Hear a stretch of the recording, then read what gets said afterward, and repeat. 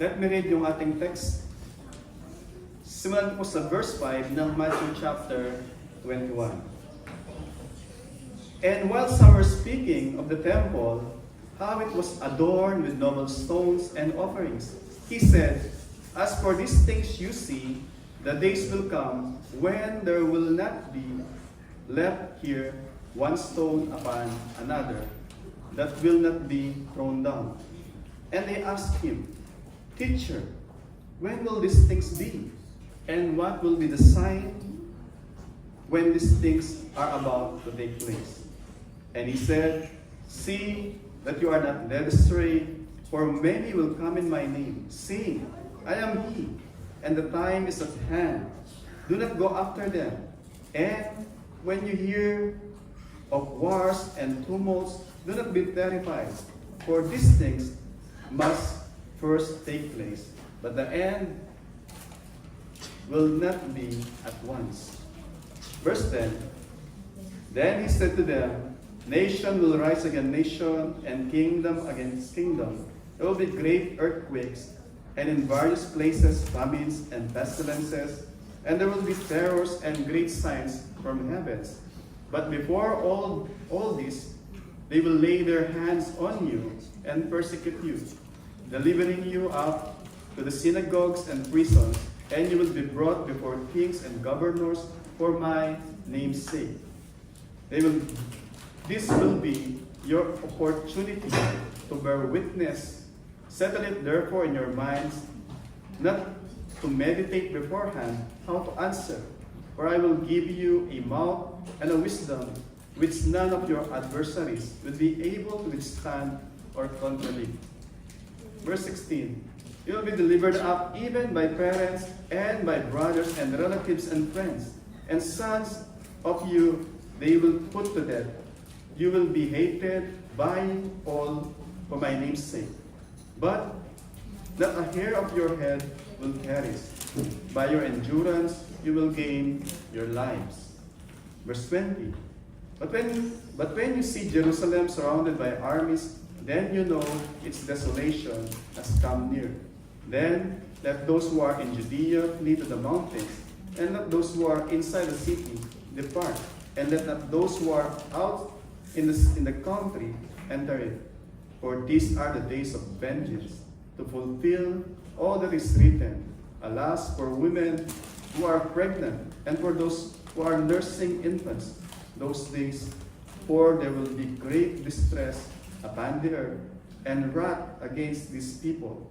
They will fall by the edge of the sword, and be led captive among all nations, and Jerusalem will be trampled underfoot by the Gentiles until the times of the Gentiles are fulfilled. Ito po ang buhay na salita ng ating buhay na Diyos. You may please be seated. Yung title po ng ating message is The Beginning of the End. The beginning of the end. The beginning pa lang, and agad, ano? The beginning of the end. So yun po yung ating title. So last week, sinimulan po ni Pastor Lawrence yung simula dun sa verse 5 hanggang verse 9. And para makuha natin yung context ulit, so yung mga alagad ng Panginoong Sus, after nagaling sila sa temple, and then lumabas sila, they walk, nandun sila sa opposite side, nandun sa Mount of Olives, kitang-kita nila yung panoramic view ng templo. At sabi nila, they were so startled. Sila ay namangha dun sa kagandahan ng templo. So, na-starstruck sila. And ayun doon, base doon is, sabi ng Panginoong Sus, doon sa verse 6, As for these things that you see, nakikita nila yung panoramic view ng temple, sabi niya, as for these things that you see, the days will come when will not be left here one stone upon another that will not be thrown down. Ibig sabihin, sabi ng Panginoong Sus, there will come a time na yung nakita niyo na yan, walang bato na matitira upon another. Ibig sabihin, it will be leveled to the ground. Yun ang sinasabi ng Panginoong Jesus. And then, they ask Him, Teacher, when, sabi niya, when will these things be? So tanong nila is, Teacher, kailan bang nangyayari ito? And then pagdating dun sa second part, sabi niya, and what will be the sign of these things that are about to take place? So dito, titingnan nyo, parang pinag-uusapan is about the temple lang, di ba? Pero titingnan mo yung sa Matthew chapter 24, makita natin, sa Matthew chapter 24, sabi dun sa verse 3, chapter 24, verse 3, sabi niya, as they sat on Mount Olives, the disciples came to Him privately saying, so same yung parallel na writings, same din kay Mark, sabi niya, tanong ng mga alagad niya, when will these things be? Same yung first question, when? Kailan? But yung second part ng tanong is, kay Matthew, very precise and mas maliwanag kumpara kay Luke. Sabi niya, doon sa Matthew chapter 24, tutuloy ko, sabi niya, when will these things be? And kasunod, what will be the sign of your coming? So it's not only about the temple. It's not only the destruction of the temple. But what will be the sign of your coming? And then hindi na natapos doon. And of the end of age. So it's not about the destruction of Jerusalem, but His second coming and yung katapusan ng mundo. The end of age. So we are talking the beginning of the end. So, kay Luke, sabi nga kanina, it seems kung doon lang babasahin mo, para makita mo lang, they are discussing about the temple.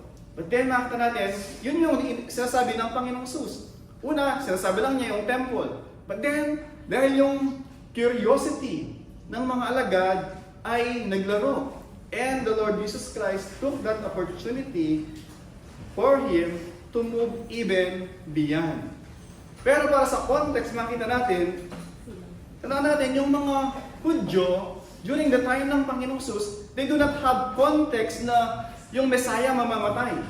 Kaya nga pag sinasabi niya lagi na we will go to Jerusalem, I will be delivered to the Gentiles, lagi sila nagkakamot ng noo, ano daw? Hindi nila mag-gets. Kasi wala sa vocabulary nila, hindi wala sa Bible, kundi wala sa kanilang konsepto, wala sa kanilang diksyonaryo na yung Messiah pag dumating, mamamatay. Para sa kanila, pag dumating yung Messiah, that Messiah that would come will liberate them from the occupancy, tyranny ng Roman occupiers. Yun ang kanilang theology. Kaya nga po lagi sinasabi ko, napakalaga na yung theology natin is nakalinya dun sa scripture para hindi tayo maligaw. So yung sila, nung sinabi ng Panginoong Jesus about the end ng temple, para sa kanila, ito yung national identity nila, yung templo. Pag tinanggal mo yon, there's no more Israel para sa kanila. And para sa kanila, pag nangyari yon, it means yung kingdom immediately nandun ka agad to be ushered by the Lord Jesus Christ. So yun yung kanilang konsepto. Hindi sila nag-iisip na, madidestroy muna yung temple, and then mamatay ang Panginoong Jesus, madidestroy yung temple, babalik siya muli. Wala silang konsepto na gano'n. Kaya nga po sabi ni Pablo, di ba? I tell you a mystery, sabi niya. We will not all fall asleep.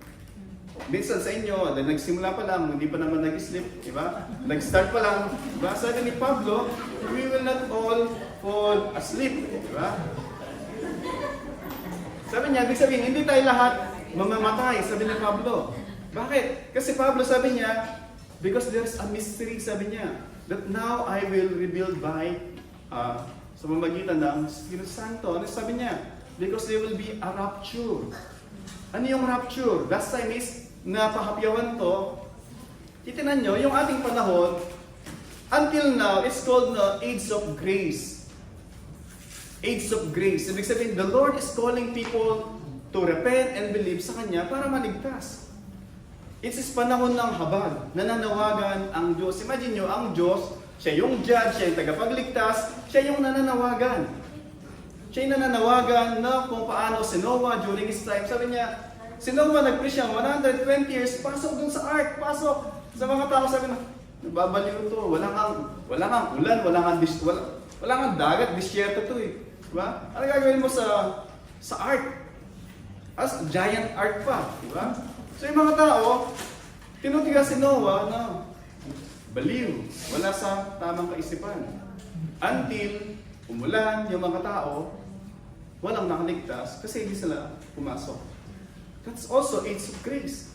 And even now, so tinunaw ng Panginoon, o ginunaw niya, yung ginunaw, namatay yung except yung nandun sa ark.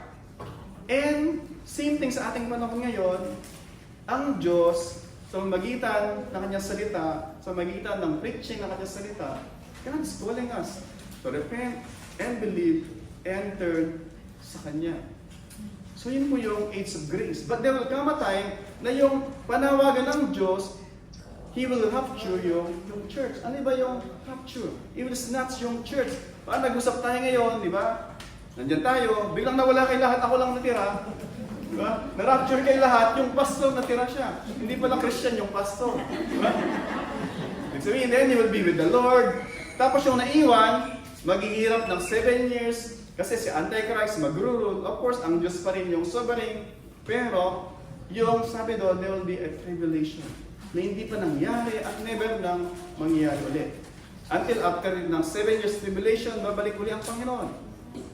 Babalik siya para i-establish niya yung kanyang millennial kingdom, 1,000 year reign. Kasama babalik yung mga na-rapture. Babalik yung siya kasama yung saint, mag-rule sa lupa. Pero dahil may nakasurvive dun sa 7 years na tribulation, mostly mga Salaita at saka yung mga magiging Christian during the preaching ng mga Israelita na naligtas. So merong mga unglorified na mga believer na papasok sa millennial kingdom. Pero yung hindi na nampalataya, they will be automatically thrown dun sa lake of fire kasama ni yung false prophet ni Antichrist. O si Antichrist. Si Satan will be bound for 1,000 years. Habang nag-rule si Christ, nawala si Satan, andun sa bottomless pit, yung mga tatawid. So tayo, may glorified body na, hindi tayo mamamatay, hindi tayo mag-aasawa, pero merong tatawid na flesh pa rin sila. So magkakanak sila, dadami uli, kasi 1,000 years, ang haba ng lifespan, and then, dadami uli, pag pinakawalan si Satan, marami uli siyang madideceive, sandanan ng buhangin sa dagat, then pakawalan siya, then they will surround again Jerusalem, and then the Lord will come, and rain of fire will come from heaven, and then it will be yung new heaven and new earth. So tinanan nyo, yun ang parang quick overview, what is to come. Bakit po napakalaga to know what is to come? So nagtanong ang mga alagad, privately, sabi doon, yung apat lang, si Peter, James, and John, tsaka si Andrew, yung nagtanong privately. And then ang Panginoon Jesus, nagbigay siya ng isang chapter na sagot.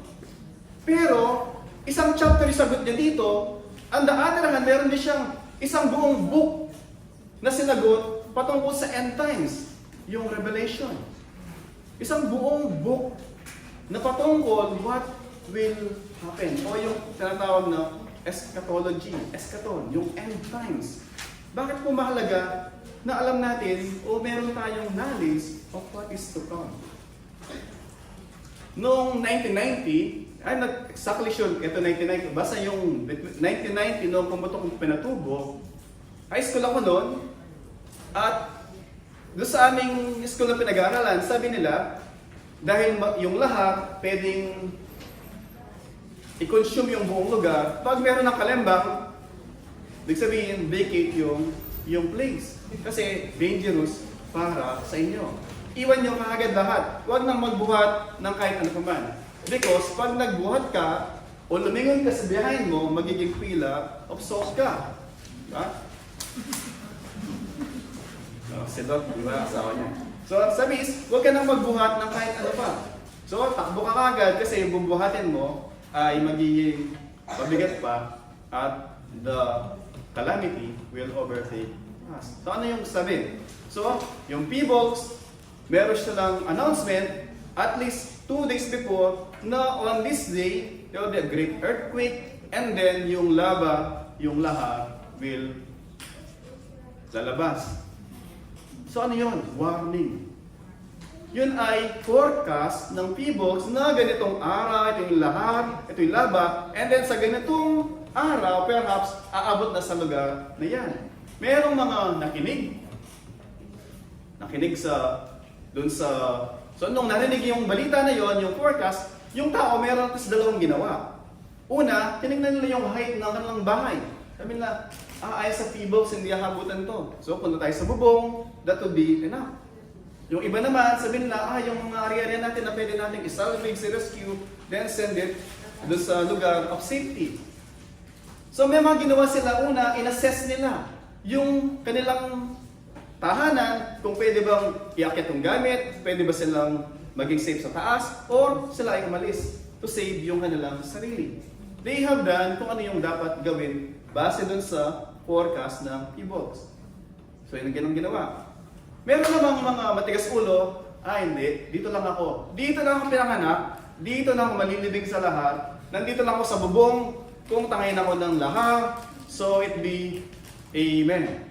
Sabi nila. So merong matigas ng ulo, so merong nag-assess, at umakto ayon sa kanilang assessment. Merong matigas ng ulo, merong warning, hindi sila nakinig, nanatili sila doon. At ayun, pag naging naging fossil sila doon sa dahil nalahar sila. Ano po yung point doon? Napakalaga na pag may mga warning, we take heed. And we take it seriously. And to take it seriously, you have to evaluate, totoo ba yung sinasabi? And pag totoo yung sinasabi, then you have to act accordingly. Otherwise, don't take yung lightly kasi it will result dun sa a tragedy o yung calamity, kagaya ng marami nangyari during sa Mount Pinatubo. So tinanong niya, sabi ng Panginoong Sus, yung mga alagad niya, so namangha sila doon sa beauty ng templo, but the Lord Jesus Christ, sabi niya, there will come a time na that will be destroyed. And exactly nangyari yun actually. Bago yon, yung Solomon's Temple na binuilt ni Solomon is magnanimous din. Napakaganda rin. People around the world, kings, queens, visit yung Jerusalem para tingnan yung templo na pinagawa ni Solomon. But then yun po ay na-destroy ni Nebuchadnezzar. Nilevel po sa ground din yun. It was burned. But then, as the Lord prophesied, ang Diyos, alam niya yung mangyari sa future, bago pa ipanganak si Cyrus, 100 years bago ipanganak si Cyrus, sabi sa Isaiah, I called my servant Cyrus by name. He will rebuild Jerusalem, sabi niya.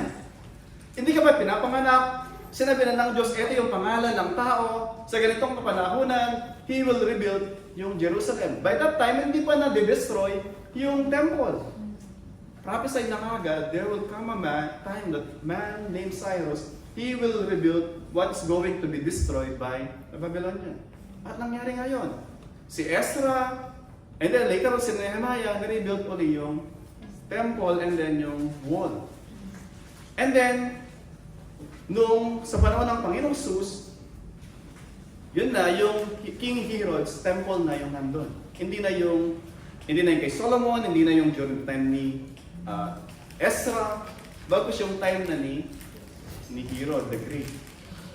So makita natin, 70 AD, ibig sabihin, nung ang Panginoong napako siya approximately nung siya ay 33 years old, and then pagdating ng 70 AD, yung Rome, pagod na sila doon sa katigasan ng ulo ng mga Israelita. Lagi sila nag-revolt, lagi sila nag-uprise. Ang ginawa ng Rome, pinadala si Titus Vespasian at nilevel niya ulit sa ground yung Jerusalem. At let me read some passage muna para makita natin ano yung nangyari during that time. Let me read some passage yung sa panahon, hinulaan, doon sa panahon ni Nebuchadnezzar. Sa Lamentation chapter 4, o chapter 2 muna, chapter 2 verse 20. Ito ay sulat ni Jeremiah sa Lamentation chapter 2, verse 20. Para makita natin, ano yung picture ng pangyayari pagka ikaw ay sinurround ng isang bansa to punish you. Of course, ang Diyos siya nagpaparusa using as a hammer yung si Nebuchadnezzar ng Babylon and even si Vespasian ng Rome. Sabi po sa Lamentation chapter 2 verse 20, ano po sabi? Look, O Lord, and see with whom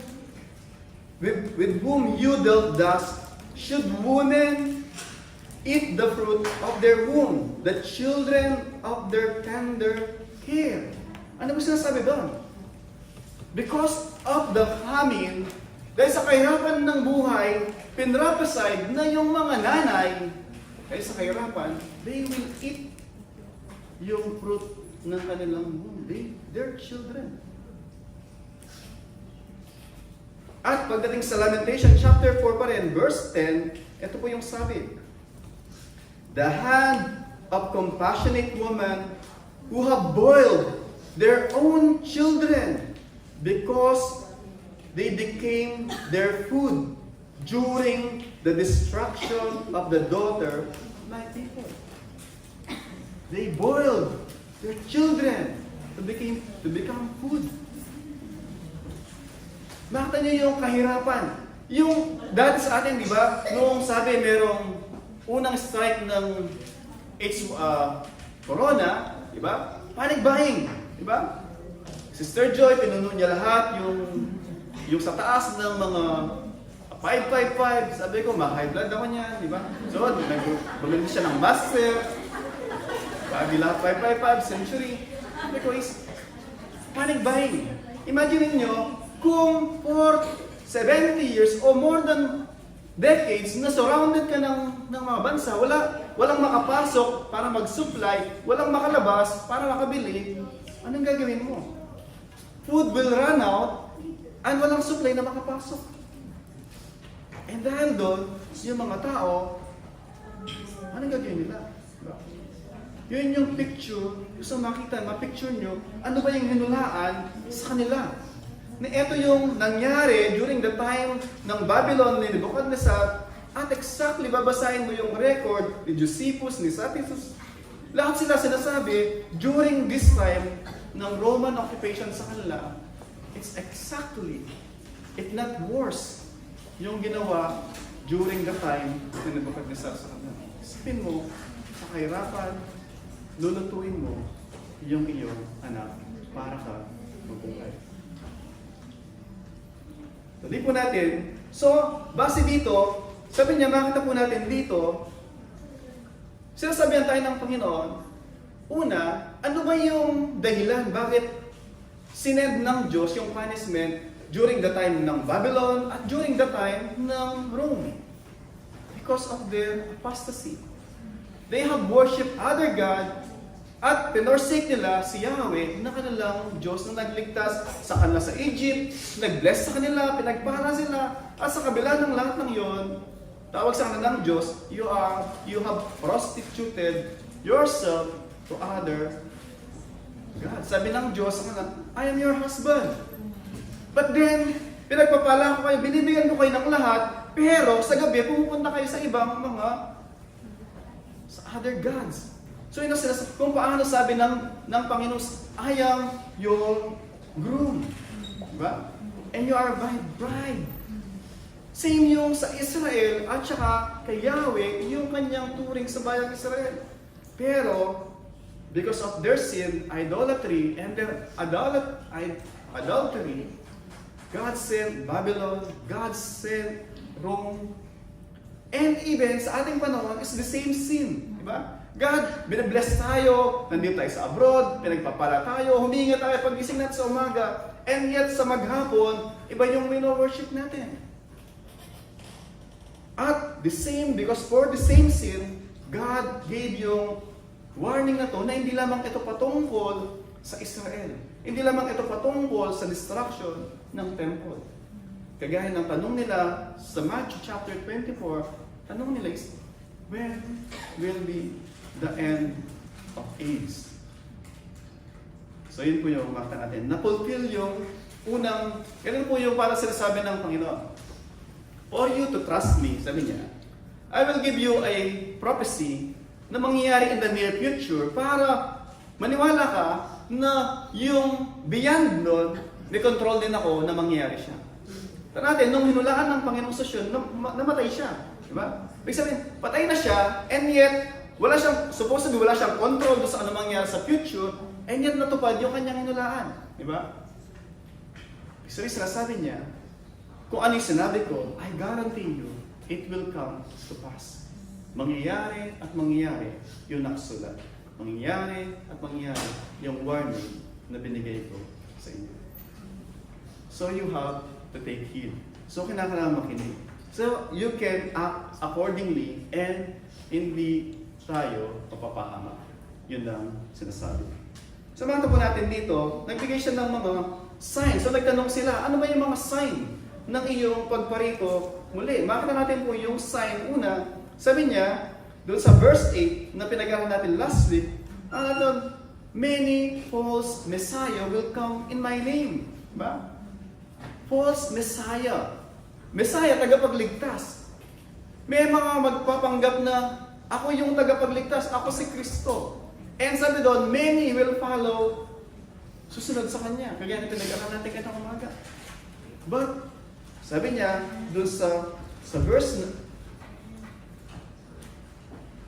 and he said, sabi niya, see that you are led astray, for many will come in my name and say, I am He. Sa ating panahon po,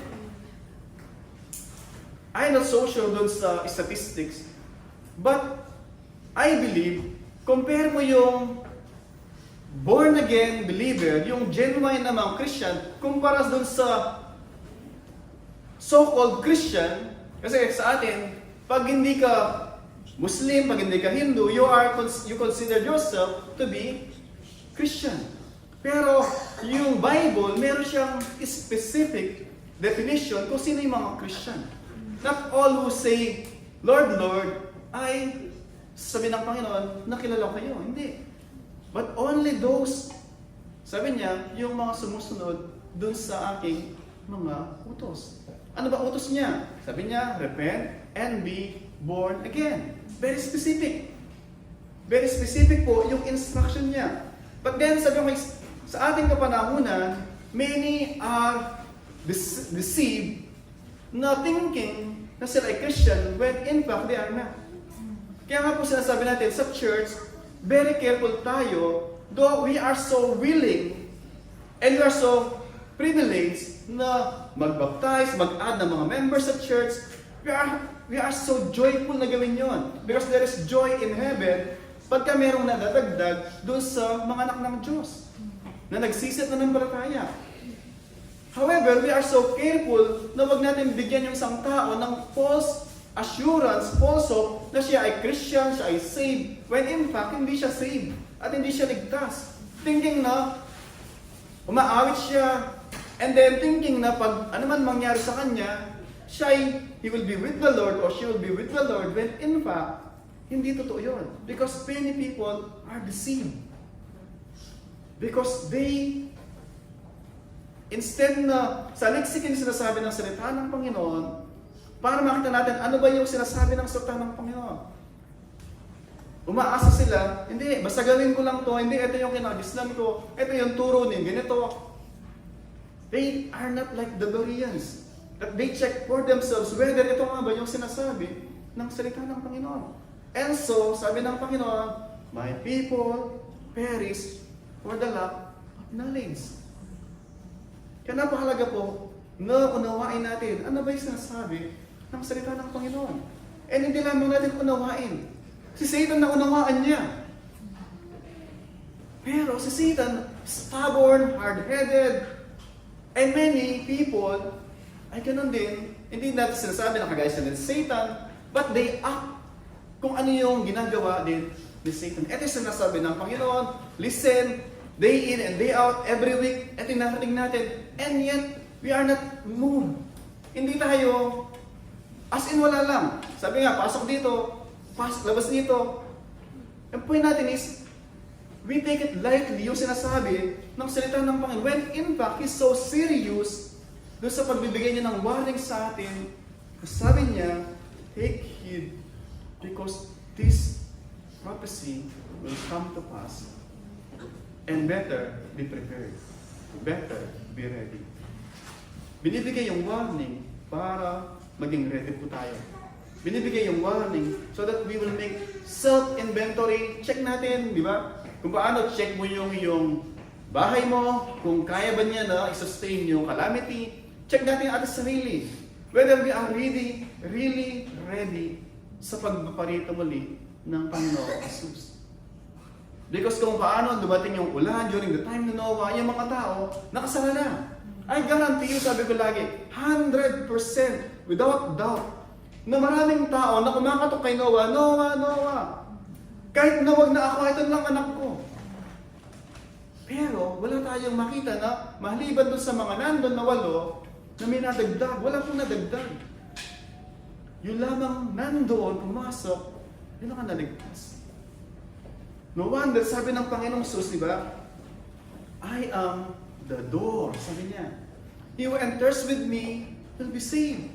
He will dine with me, I will dine with him, he will be with me. He will live, or she will live, in safety in the presence of the Almighty God. Pero bakit yung tao, during the time ni Noah, ayaw pumasok? Instead, they ridicule, they mock si Noah. And sa ating panahon, it is equivalent, it is tantamount to mocking and ridiculing yung Diyos, yung Panginoong Sus. Bakit narinig mo, and yet sabi mo, next time na lang, I'm not ready. I will fix my life first bago ako magsusurrender sa Panginoon. Na as if it depends on us to fix natin yung ating mga buhay. That is why we need the Lord Jesus Christ. Because He is the one who will fix yung hindi natin kayang i-fix sa ating mga buhay. That's why alam niya kung sino tayo at alam niya exactly kung ano yung problema natin, ano yung pinagdadaanan natin. Hindi nga natin kilala yung sarili natin eh. Hindi nga natin alam kung ano yung problema natin. Sometimes umiyak tayo, hindi natin alam bakit. Diba? Kasi makita mo asawa mo, umiyak siya. Then, hindi mo alam ba't siya umiyak. Diba? Ba't siya umiyak? Sometimes ganun po tayo. There is a problem inside. And even we are not aware. Ano ba yung problema? But then when we cry to the Lord, there is stillness, there is peace. Pinapayapa tayo ng Panginoon. Point is, do not try to fix yourself. Come to the Lord with all your burden. Mali yung sinasabi ng iba na pag pupunta ka ng church, leave your baggage outside. Mali po yun. Bring your baggage to the Lord and surrender them to the Lord. Lord, here all my baggage. Lord, I surrender them all to you. Lord, please cleanse me. Lord, forgive me and receive me. Make me a new person. Person created, shaped, and fashioned into the image of my risen Lord and Savior, Jesus Christ. It's the way to approach yung warning. Kaya nga po, nagbigay ng warning ang Panginoong Jesus, false Christ, false Messiah, giving false hope, false salvation, they will proliferate. Take care po, mga kapatid. Maraming mga churches, they will give you a lot of mga promise. Just say this prayer, just claim it, name it, you'll have it. Wala pong ganun sa Bible na sabi ng Panginoong Jesus, if you follow me, take up my cross, follow me, deny yourself. Yun po yung pangako niya. And then sabi po, maliban doon sa false Christ na mga darating, mga false Messiah, yan sabi niya, verse 10, then there will be yung sign ng kanyang, sabi ko kanina, natupad na yung fulfillment and destruction ng temple. That's finished. That's history. Oras na, sabi niya, maliban doon, ito pa yung mga sign ng end of age. Nation will rise against nation, kingdom against kingdom. Ibig sabihin is, there will be a conflict of the nations. Nandito tayo sa bansa na nagbubombahan, yung magkatabing bansa, di ba? Walang katapusan, di ba? Yung Israel, kailan ba pinatahimik, di ba? Walang katahimikan. And hindi lang yung Israel. Minsan even, magkakatabing mga bayan, they want to have supremacy. Gusto nila sila yung mag-rule. Hindi, yung ideology namin, ito dapat ang sundan natin. And so kahit magkakapatid, magkasuposabi, magkakapanampalataya, they have yung whether cold war, hot war, meron silang conflict yung mga bansa. Pag nag-aaral po tayo ng history, kung nag-aaral tayo ng history, di ba? I think elementary may history na. Ano ba yung history? Pag pag-aaral ng history, it's all about history ng mga kung sino yung sumakot dito, sino yung naghari dito, sino yung natalo dito. It's all about who conquered who. Di ba? Pinag-aaral natin yung Philippine history, pero pinag-aaral natin si Magellan. Di ba? Hindi nga pinag-aaral sila Lapu-Lapu, pinag-aaral si Magellan. So kung sino yung na-conquer, yun ang mga pinag-aaralan, yun ang history. History is just record of wars. Yun po yung history. Ibig sabihin is, all this ay very evident. Hindi mo na kinakailangan na, to cease to believe. Diba? Sabi nga, everyday, ilang rocket ba yung lumilipad sa ipapawid to destroy a country, to destroy a city. Diba? So ibig sabihin, sinasabi ng Panginoon, ito yung mga sign. They are at the door, yung mga sign. So, sinasabi lang niya sa atin is, be ready. And then, hindi lamang yung mga conflict of nations, but even yung mga natural disasters, sabi niya, natural calamities, there will be great, hindi lamang earthquake, sabi niya, great earthquake. And then, famines, kahirapan. Hindi niyo po kailangan pumunta ng Africa para makita niyo yung mga naghihirap. Hindi ka nakala pumunta ng Quiapo, pumunta doon sa Manila, doon sa mga nag-rugby para makita mo yung mga naghihirap. Yung kapitbahay natin dito, yung Yemen, makita nyo, ang daming para mga butot balat sila. Bakit? Habang yung bansa gumagawa ng mga rockets, gumagawa ng mga pampasabog, yung kailang mga citizen na mamamatay, walang makain. Diba?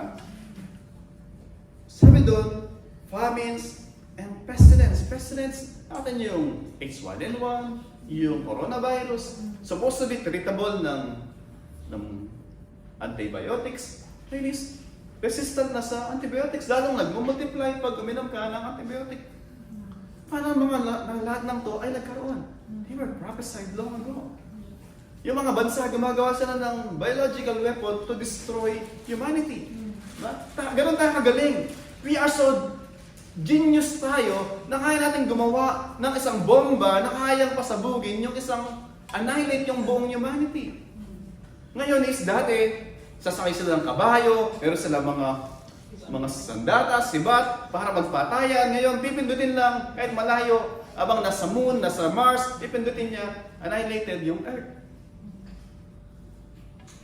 We are so genius, we have invented lahat ng mga pestilence, yung mga viruses, na tayo, we are so threatened. Ang dami namatay during coronavirus, di ba? Ang lakas-lakas, laki ng katawan, then mabalitaan mo, meron siyang tubo dito, hindi na makahinga, and then the next day, tayo. So, sinasabi ng Panginoon, be ready. And then, di lamang yung mga natural calamities, mga earthquake, bagkus even, sabi niya, there will be persecution. Wala silang mga brother Francis, nandun sila sa Pakistan, yung mga family nila, sabi doon, hindi ba sila pinipersecute na kagaya sa ibang bansa? But then still they are treated na unequal. Hinulaan din po yun. But then, napakaganda na sinabi doon is, sabi niya, delivering you up to the synagogue and prisons, and you will be brought before kings and governors. Sabi doon, yung key, for my name's sake. Hindi na gumawa ka ng kablustugan, dinala ka sa presinto, then bagay sa iyo. Diba? Kasi ginawa mo yung nararap yung kailangan na parusahan because mali yung ginawa mo. But if you are persecuted for His name's sake, sabi doon, rejoice and be glad. At tinulaan ko yun, that indeed, ilan po bang mga sinunog ng buhay ng Roman Catholic Church dahil sa kanilang stand na eto, kinakailangan mabasa ng mga common people dun sa lingwahe na kaya nilang unawain. Yung Roman Catholic Church, may English, gusto nila, Vulgate, Latin, na hindi maunawaan ng mga tao. So, si Tyndale, si Wycliffe, translate nila sa English, ano ginawa sa kanila? Sinunog sila ng buhay. Why? Because translate nila yung Bible dun sa kayang unawain, kayang basahin ng mga tao. At ayaw nila yun. Why? Because the people, ma-open yung kanilang eyes.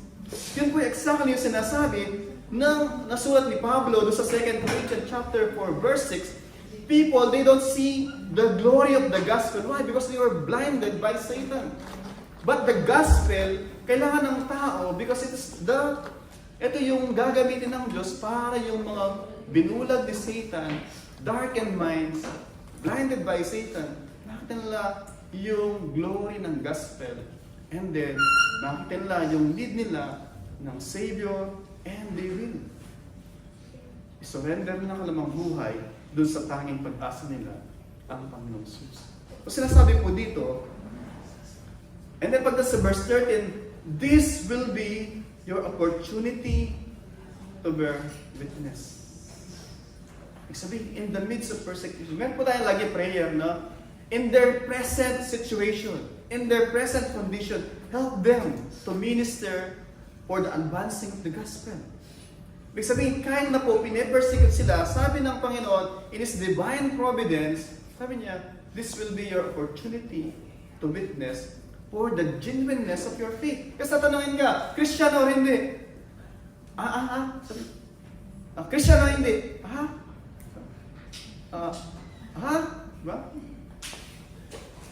Pag sabi mong Christian, you will be persecuted. And then maybe mamamartir ka. Ano ginawa sa mga early Christian? Either hugot ng ulo, tataliin yung dalawang kamay, dalawang paa, papatakbuhin yung mga kabayo. Bahagi ka. Just to say, I am a Christian. Pero ngayon, di ba?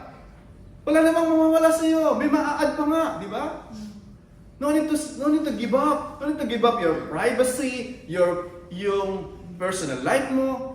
May maa-add pa. Ito yung pinipres na maraming, secret lang yung anong pagiging Christian mo. Walang nakakaalam. Diba? Wala pong ganun sa Bible na secret Christian na walang mawawala sa iyo. Maraming mawawala. Kung paano pinag-aral natin kanina, tayo ay mga bricks by bricks being fitted together para ma-fit ka, prepared beforehand ka, para pagdating mo doon, you are suited na doon sa paglalagyan sa iyo ng Panginoon.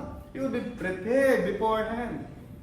Yan po yung ginagawa ng Banal Espiritu. Yung mga rough edges natin na hindi dapat, kinakais po niyo yun. And that hurts.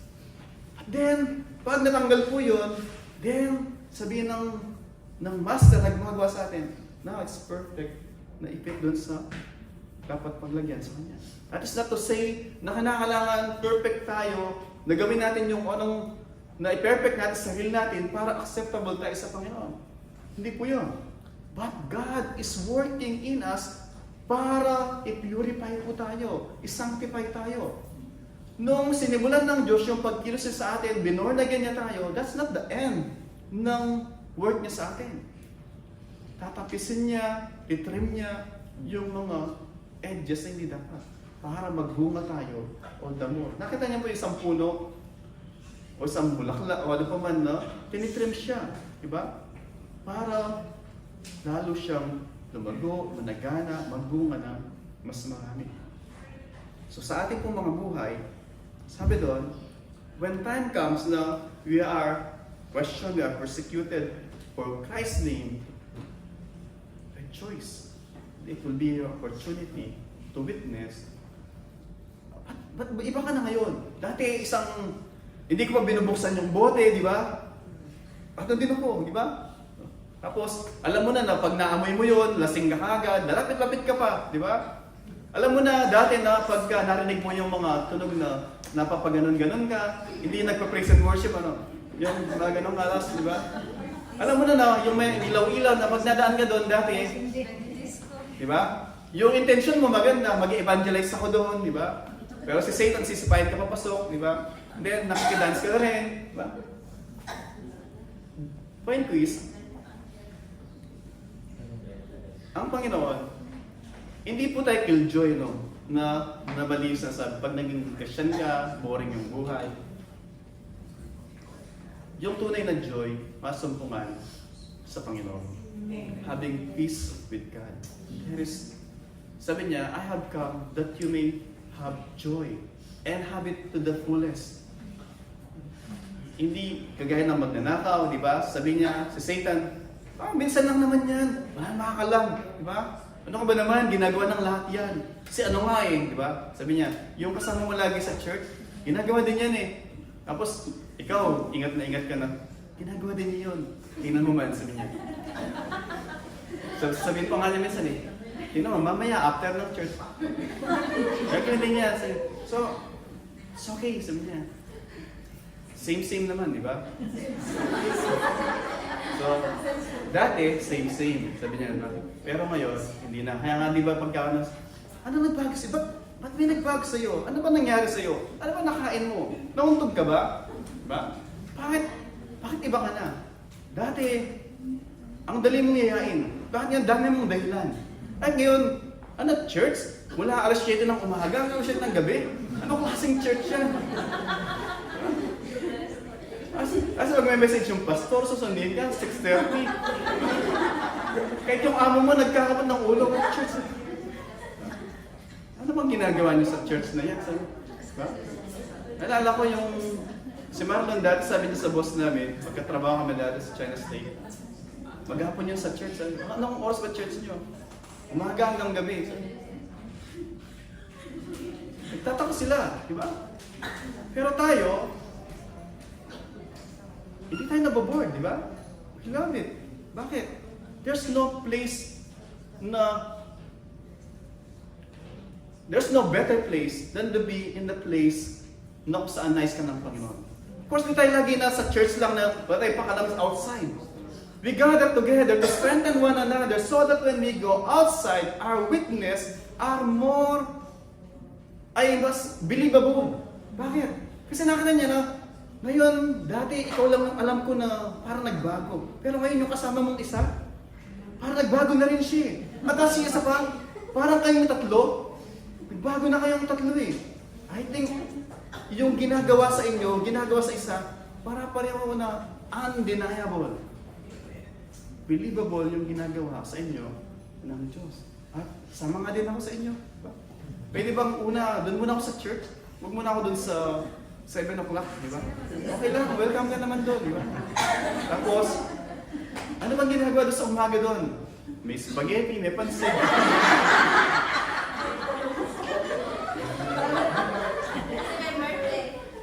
May cake, di ba? Hindi na ubusan ng birthday doon. So sa una is, tingnan lang, wala na mawawala, di ba? And then, next time, hindi nila alam, sila na mismo yung kusang pumupunta. Bisan tetest mo, nakalimutan mo mag-message na magsusundo, pero makita mo na doon sila sa church. Hindi mo sinundo. Hindi nila alam, talagang hindi mo message. Makita mo na nandun sila, and praise God, nandun sila. Sumakta po natin, sinasabi ng Panginoon, there will come a time na kung saan yung mga false Christ darating, even yung mga world na yung violence, and then yung mga natural disaster darating as a sign na kanyang muling pagparito. And then actually, sabi niya, you'll be persecuted, but then that will be your opportunity to witness dun sa faith mo. And then even, sabi niya, may mga betrayers, na kung saan, yung apostasy, na akala mo, nagmabalsakit sa'yo, and then, ito pala yung mga at the end, sabi niya, brothers against brothers, di ba? They will hand you over. And then, actually, sa pagtatapos, gusto makita yung mag-jump ako doon sa dulo, sabi niya, for these are the days of vengeance, sabi sa verse 22, to fulfill what was written. Sabi niya is, it was written. It was a punishment. Punishment kanino? Dati sa Israel. Kaya nga hanggang ngayon, walang Jerusalem Temple. Pero sila Wailing Wall. Diba? Doon sila tumatangis, umiiyak, nagsisingit ng mga prayer request nila. Bakit? Wala nang Jerusalem. But there will come a time it will be rebuilt again. Susunod ulit yung Israel. But then, point ko is, kaya sabi ko kanina, there will come a time na yung age of grace matatapos because the Lord will rapture yung kanyang church. At kung hindi ka kasama doon, you will be left behind and you will suffer yung consequence ng 7 years na paghihirap. Pwedeng masave ka during that time. After masave, pwedeng mapugot yung ulo mo, mapugot mo ano man, you will suffer yung persecution na hindi pa nangyari at never na mangyari ulit. Sabi nga is, ano yung gusto natin? Yung hard lesson o yung kagaya ng mga anak ni Noah, sumakay sila. They believe yung salita ng Panginoon. Because God told them na may mangyaring dilubyo. And yung salita ng Panginoon, every week, every Bible study, every devotion, natin natin, repent, believe, because the Lord is giving us this warning. And we have to take it seriously. Point po natin is, are we going to take it yung warning? Marami po, sabi ko kanina, by God's grace, sa kapalit kami ni Pastor Dong, hindi kami gawin dun sa gawing mabalakat, sa forum, na talagang natabunan yung mga bahay na kahit kukain mo, kailangan mo i-rebuild ulit. Diba? So, praise God, na may mga nakinig dun sa warning at save sila. Yung buhay nila na spared. At marami din na mga matigas ulo, nagkibit balikat dun sa warning. And sila ay nalibing ng buhay dun sa lahat. Let me ask you po question. What are you going to do dun sa warning na binibigay ng Panginoon Jesus? Ganun mo po ba? Or we will take it to be ready dun sa muling pagparito ng Panginoon Jesus. And that's the only logical response. Hindi yung magkibat-balikan. Diba? Kaya nakaraan, di ba? 2 days before yung ulan, diba? May warning na weather forecast. Marami nagsasabi na, hindi na mangyari yan, cloud seeding lang yan. Diba? Pero sa opisina namin, tinakpan lahat ng mga may siwang para di mabasa yung mga files. Pero may mga sa opisina na, wala na. Ano lang yan, sabi na, cloud seeding, Sunday lang yan. Sunday lang talaga, wala may isang oras eh. Diba? Pagpasok ng Lunes, may baha dun sa Sharjah, natanggal yung plate number, tapos natanggal yung point is, maraming hindi nakinig. Maraming mga hindi nakinig dun sa, kaya yung mga files sa mga opisina ay mga daming sira. Diba? Bakit? Kasi yung point nila, baka hindi na, yung warning, yung forecast, baka 50-50 lang yun. Diba? Pero marami, nakinig pa rin kahit 50-50. Pero mga kapatid, ito po, wala pong isang nula, kahit tuldok, na hindi matutupad. Lahat po ng nula, matutupad.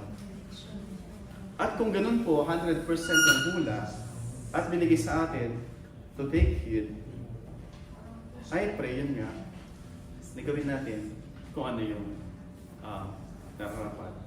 Sabi niya doon sa dulo, sa verse 23, sabi niya, for there will be a great distress upon on earth and wrath against these people. Pag sabi na great wrath, hindi lamang wrath, yung puot, matindi na yun. Pag dinagdagan mo pa ng great, mega, yung puot, ibig sabihin is, gaano katindi yung puot na yun. Pag nagagalit nga yung isang tao, magtago ka na, mas mo yung Diyos na meron siyang kapangyarihan na hindi ka lamang kayang itapon, patayin yung katawan mo. Bagkus even yung alwa mo, sunugin niya doon sa lake of fire. Sabi niya, I tell you, fear Him.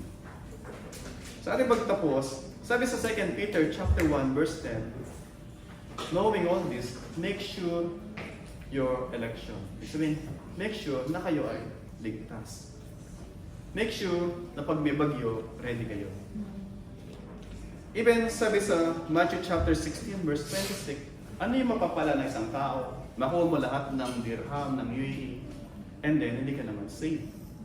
Kapag graduate mo yung anak mo na doktor, ba? Kapag tapos mo yung anak mo ng lawyer, abogado siya, makuha mo lahat ng gratuity ng kumpanya mo. Ba? Kung at the end naman, ay hindi ka ligtas. Ano mapapala mo? And then sabi po, let me close dun sa Luke chapter, o sa Matthew chapter 24. Meron po sinabi dun sa Matthew chapter 24, sa verse 14. Kung may Bible po kayo, I encourage you na tingnan nyo para makita nyo na yung sinasabi ko ay nandun sa Bible. Matthew chapter 24, verse 14. Ito po yung sabi sa Matthew chapter 24, verse 14. And this gospel of the kingdom will be proclaimed throughout the world, throughout the whole world as a testimony to all nations. Then, the end will come. Mga kapatid, yung moon, yung Mars, napuntahan na. Sa tingin nyo, yung gospel, hindi pa kaya napakulay sa whole world. May television, may Bluetooth, may 5G. Kahit nandito tayo ngayon, pwedeng makapanood yung nasa Pilipinas ng sermon. When quiz, yung gospel has already been preached throughout the whole world. Christ can come anytime. And sabi niya, warning days, sa pagparito niya, may masumpungan kaya siya, may faith sa kanya. Or lahat, uuwi dun sa judgment, kagaya ng ginawa niya sa Israel. Let's all stand and let's pray.